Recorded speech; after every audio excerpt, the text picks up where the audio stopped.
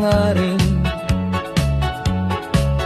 Ang maraming tao kanyang iipunin. Friends of mine, simpleng grupo lang. Ayaw sa mayabang at ayaw din sa awayan.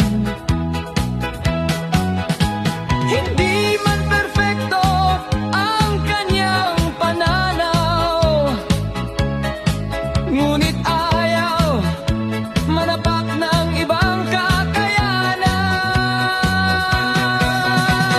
Friends of mine, ang hangarin magkaisa sa mga usapan na simple pero may matutunan ka. Friends of mine, hindi sikat sa social media, pero may pagmamalaki na hindi makikita sa iba. Kaya nais lang nang namin maging masaya sa bawat araw na kay dakila.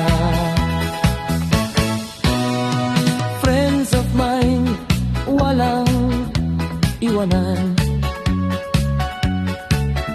sa kasiyahan